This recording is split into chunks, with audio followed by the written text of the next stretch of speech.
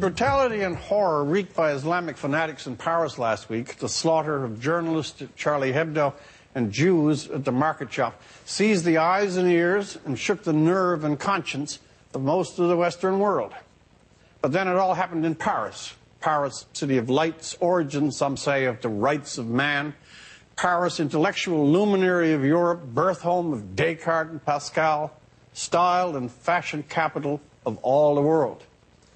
And partly because Paris is all those things, nearly 50 world leaders showed up on Sunday to join the march to mark the horror of those events and the insolent insult to freedom and democratic society the attacks were. History, or Islamic fanaticism, which may be the same thing these days, never runs on one track.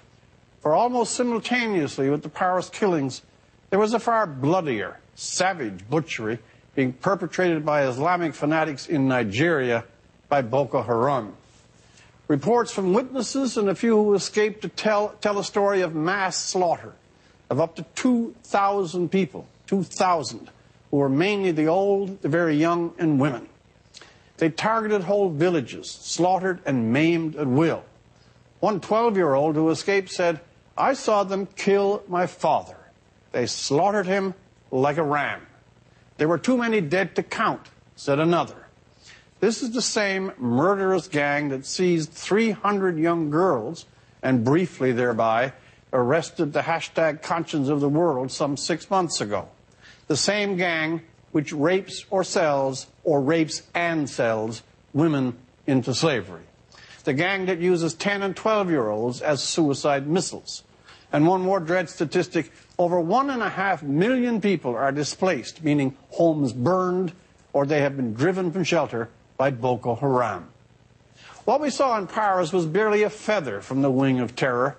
In these villages of Nigeria, they were dealing with the whole vulture. The world is now reeling from examples of Islamic fanatics, ISIL raging in Syria and Iraq, the Taliban, who are still burning schools and throwing acid in the faces of young girls who want to go to school, and, of course, the moron killers in the West, yodeling Allah Akbar as they mow down innocents. But surely, the scale of things in Nigeria, the bottomless savagery there, merits some deeper response than mere editorializing, as I'm doing, or mere statements of concern. If Paris could call out nearly 50 world leaders to march in condemnation and solidarity, surely these same heads of government might offer equal recognition, equal time, and equal presence to the killing and torment of the truly powerless and alone of the Nigerian villages. For The National, I'm Rex Murphy.